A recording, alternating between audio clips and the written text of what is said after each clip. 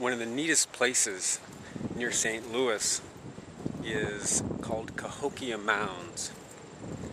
It's this ancient Native American city that 850 years ago or so was larger than the city of London.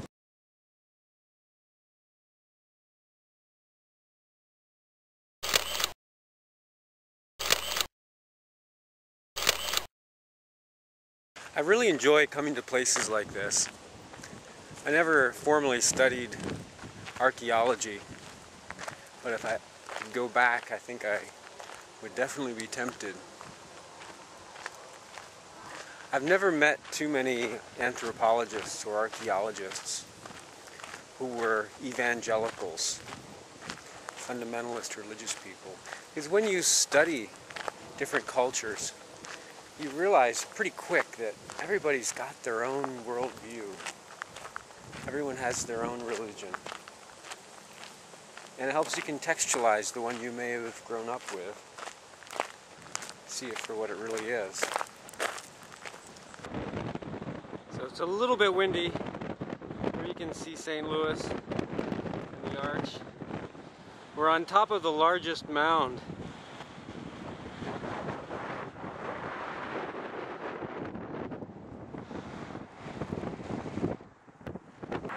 My family is from Somerset County, England, very close to Stonehenge. And here in Cahokia, archaeologists have found this wood henge. It's about 1,000 years old. Several circles were built.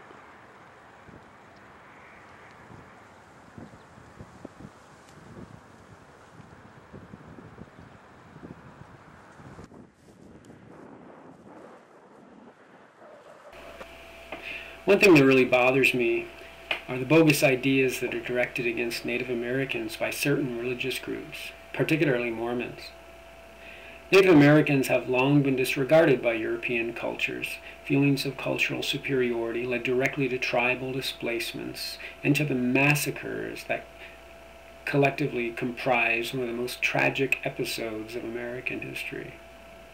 But denial of the facts of their rich heritage is a profound assault on decency, and I believe it's immoral. The science of archaeology deals with great uncertainties, but that doesn't mean that known facts can be disregarded or that unsupportable speculation has any value. Since the 1830s, Mormons have done just that.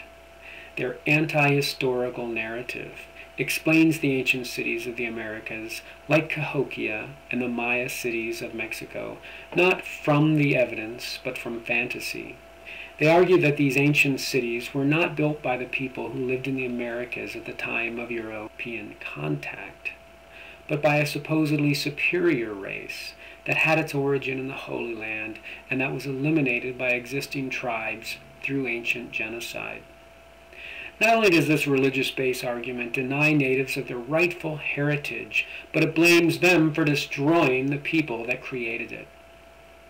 The scientific evidence at hand does not support the Mormon argument for a non-American source for these ancient cities. In fact, archaeological and genetic evidence gathered since the Book of Mormon was written strongly opposes the Mormon narrative. Any school child can recognize that the images of people depicted on ancient artwork are consistent with existing Native Americans. This fact was pointed out by the early explorer John L. Stevens, who during the 19th century discovered and popularized the urban ruins of Central America, while the Mormon founder Joseph Smith read from afar. Stevens reported from the field that a non-native origin for these sites was unsupportable. Given the strength of the scientific evidence on this matter, to argue otherwise, as many but not all Mormons do today, can only be explained by racism embedded within their doctrine. How can intelligent people who value fairness and truth continue to support such claims? Does blind faith in religion make one oblivious to such obviously prejudicial beliefs?